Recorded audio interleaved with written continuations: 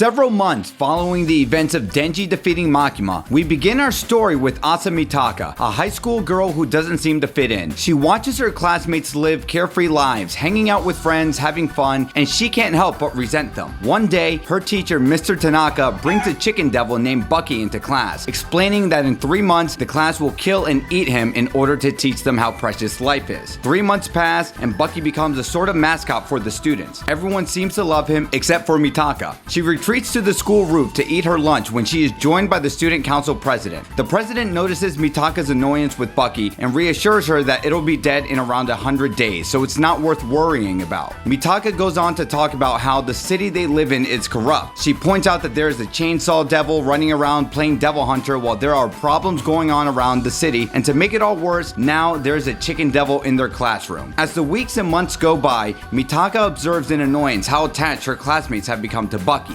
Finally, 3 months after the day he was brought into class, Mr. Tanaka reveals that Bucky won't actually be killed and eaten, as this was all an elaborate lesson to teach them how precious life is, including the lives of devils. To celebrate Bucky being pardoned, the class goes outside for a soccer game. Feeling sad, Mitaka joins them reluctantly, staying off to the side watching the students play instead of joining them. She is approached by Tanaka, who asks why she is all by herself, to which she replies that she goes to school to study, not to make friends. That is when, suddenly, Bucky jumps into her arms and calls her name. She is taken aback by this, as no one but the teacher and class president knows her name. She realizes in this moment that all this time, she has hated everyone in school because she was jealous of them. She didn't realize that she just wanted to be like them. With Bucky inspiring something new in her, she decides to finally join her classmates in a game, when she suddenly trips and falls. When she gets back up, she looks on in horror as she discovers she has accidentally crushed Bucky underneath her, exposing his intestines to the entire class. Some of them are in complete shock, while others are seen crying. Asa, swelling with crippling anxiety and disgust, vomits and passes out. Mitaka comes to school the next day and feels her classmates' stares, judging her. She returns home completely ashamed, wishing she would die. In the middle of the night, while she soaks in her bed, she hears her doorbell ring. Outside are Tanaka and the class president, who have come to walk her to Bucky's grave. They tell her that Bucky's spirit might forgive them if they visit him. On the way there, Tanaka and the class president cross the street and Mitaka stays behind. The class president realizes it's because Mitaka won't cross the street without the green traffic signal and begins to berate her for being a goody two-shoes.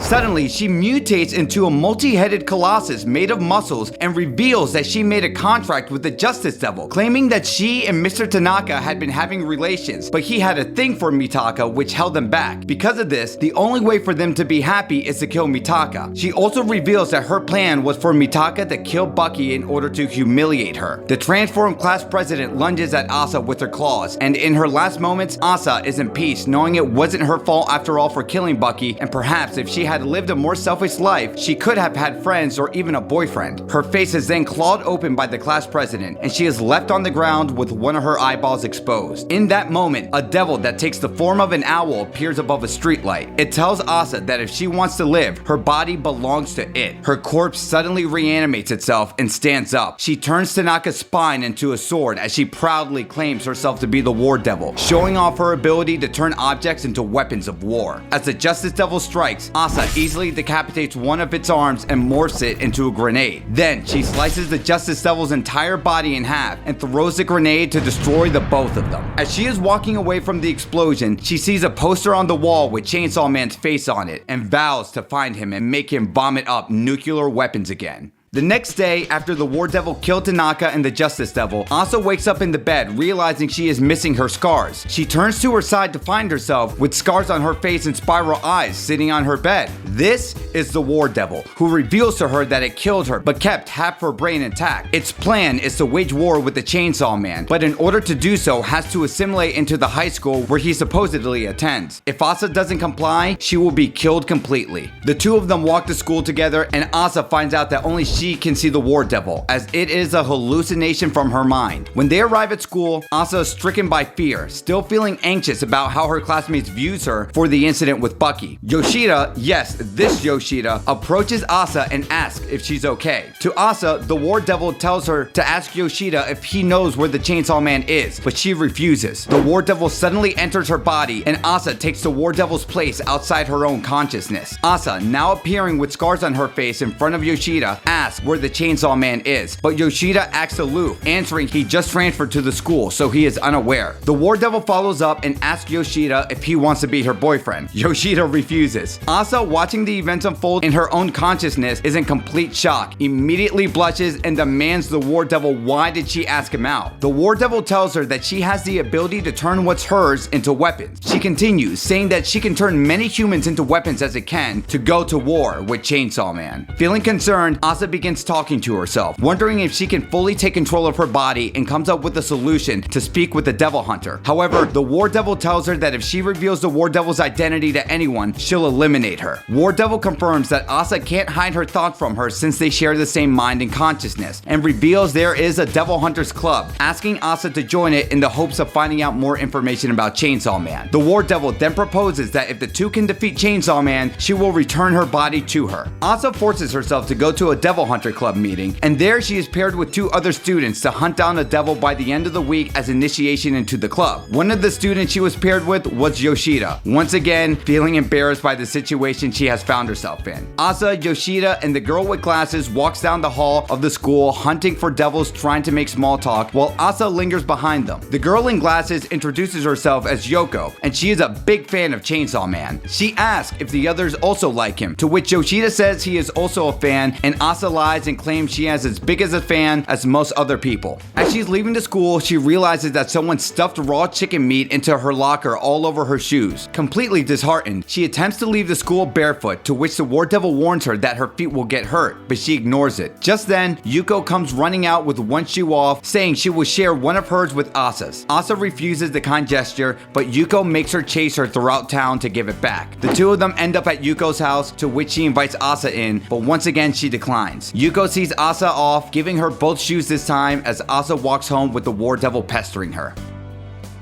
Yuko and Asa walk to the city, hunting devils while discussing things about them. They reveal to each other that both their parents were killed by devils, which excites Yuko and makes her think that the two of them are like Devil Hunter Avengers in a manga series. Yuko leaves for a moment, and in her absence, the War Devil tells Asa that she should kill her new friend. The more attached she is to someone she kills and turns into a weapon, the stronger the weapon becomes. Asa refuses and tries to change the subject to the War Devil always calling her girl. She insists that the War Devil call her by her own name, and in exchange, Asa must now call the War Devil Yoru. Yoru decides to drop the subject for now, as the closer she gets to Yoko, the stronger she will be down the line. Yuko returns, and the two of them wander around the city attempting to locate a devil, when they suddenly come across a large hideous one attacking people in a building. The large devil is revealed to be the newly reincarnated Bat Devil. Asa sees the devil in front of her, but Yoru warns her not to get close. She is not able to take on the devil at this time, and in other bad news, Yoru isn't able to take over Asa's body when she is stricken with fear.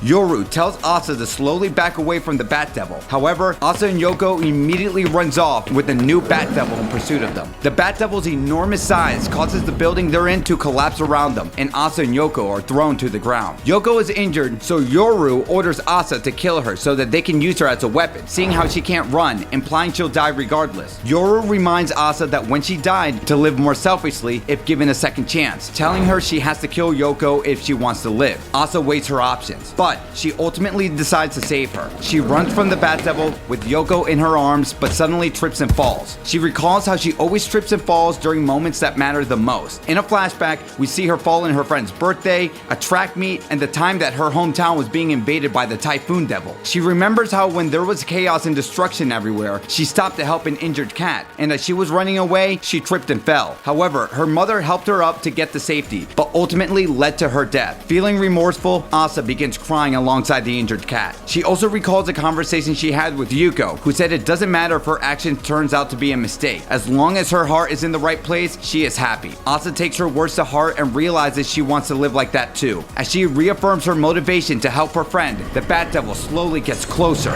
and closer, readying to swallow the two of them whole.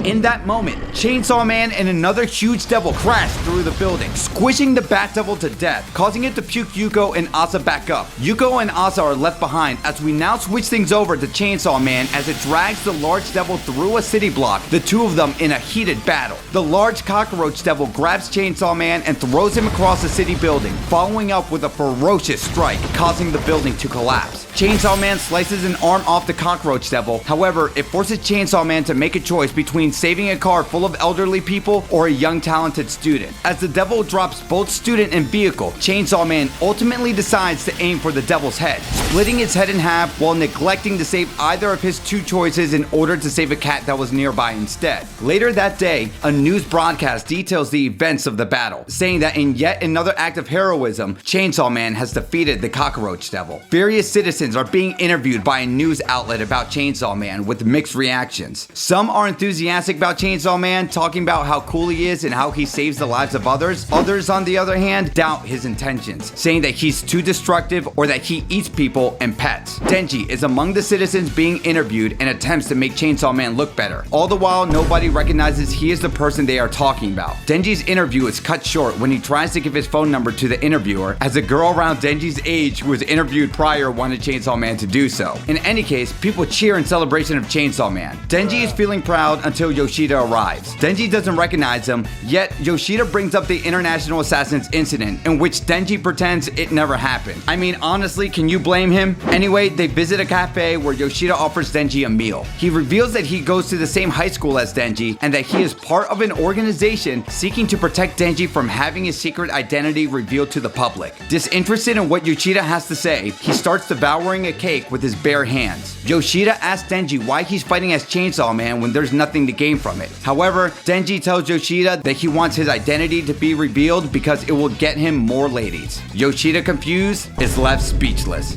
To find out where the story of Chainsaw Man continues, you're going to want to click on this video right here.